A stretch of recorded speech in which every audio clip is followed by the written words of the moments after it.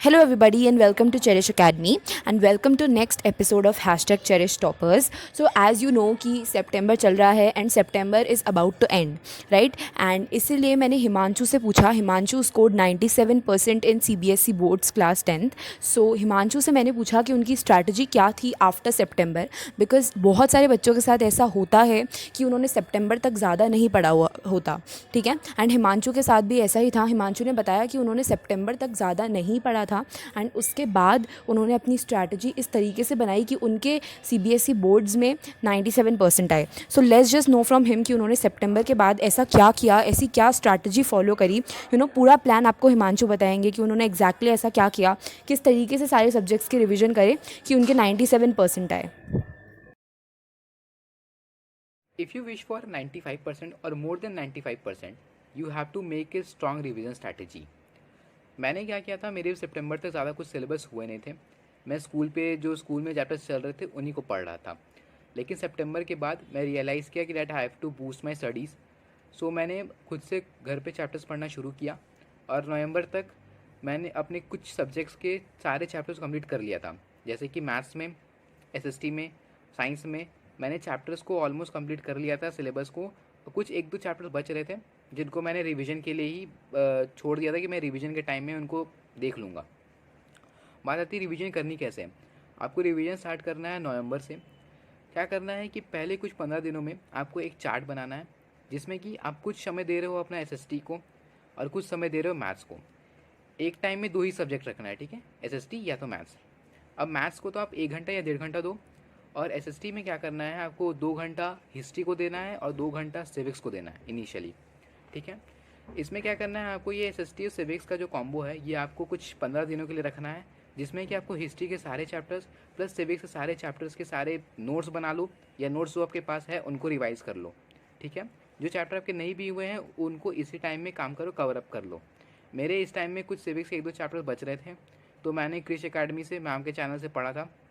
वहाँ पे बहुत अच्छे वैल्यूबल नोट्स मिल जाते हैं जो कि अगर आप उनको फॉलो करोगे तो और उनको अच्छे से समझ जाओगे तो आप बोर्ड्स में आराम से उसको लिखोगे, फुल मार्क्स मिलते हैं. ठीक है. तो आपको करना क्या है, हिस्ट्री और सिविक्स का कॉम्बो बनाया. 15 दिनों तक कुछ पढ़ा मैंने.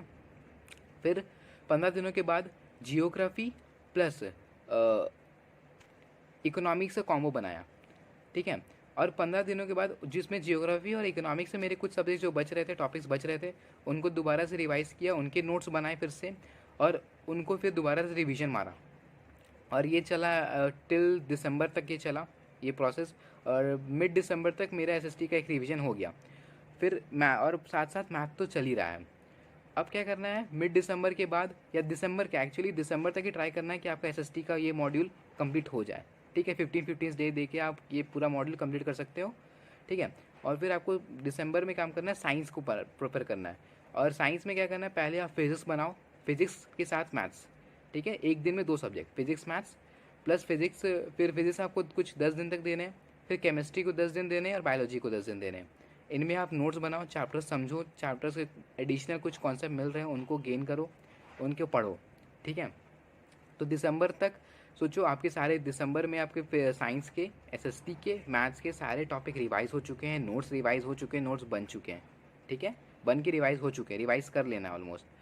दिसंबर के बाद का आपको अब मिड जनवरी तक काम करना है. 15 डेज़ को दोबारा से इन लोगों को रिवाइज 10 ईयर प्रीवियस क्वेश्चन या तो इन लोगों को ट्राई कर लेना, या तो कुछ चैप्टर्स में आपको जिसमें और कन्फ्यूज़न लग रहा है, जिसमें आपको डर लग रहा है, कॉन्फिडेंस नहीं बिल्डअप हो पाया है, तो दोबारा से नोट्स को दोबारा से रिवाइज़ कर लेना.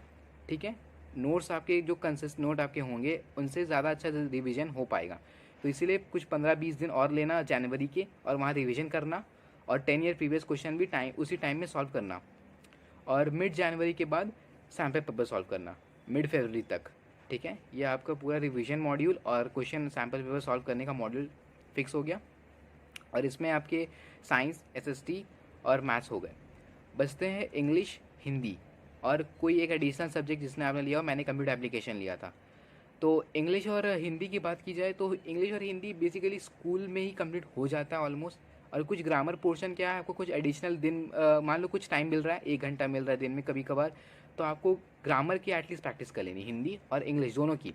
ग्रामर की प्रैक्टिस कर लेनी है। जब आप एसएसटी और वो कॉम्बो बना रहे हो मैथ्स और एसएसटी का या साइंस का और मैथ्स का, तो उस टाइम में ही आपको मैथ्स और इंग्लिश और हिंदी को ग्रामर पोर्शन एटलीस्ट कंप्लीट कर लेना है और कुछ कुछ चैप्टर्स को भी पढ़ लेना है। चैप्टर्स क्या होते हैं, इनके चैप्टर्स को बेसिकली ज़्यादा पढ़ना नहीं पड़ता है, आप खुद से बना के लिख सकते हो, ठीक है।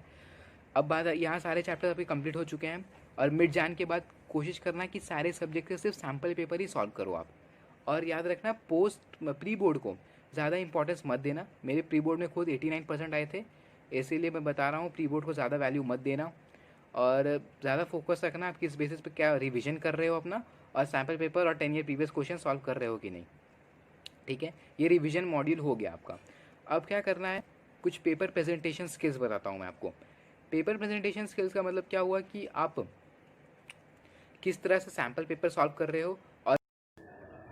सो हिमांशु ने बहुत ही ज़्यादा डिटेल में आपको स्ट्रैटेजी बताई। आई होप आप सबको स्ट्रैटेजी समझ आई हो। अगर आपके कोई भी क्वेश्चंस हैं तो please make sure to put it in the comment section. Also please make sure to share this video, because ये वीडियो आपके फ्रेंड्स के लिए बहुत ज़्यादा हेल्पफुल रहेगा, आपके क्लासमेट्स के लिए बहुत ज़्यादा हेल्पफुल रहेगा। तो शेयर करना बिल्कुल मत भूलना। And I will see you in the next video of #CherishToppers। Thank you and have a nice day.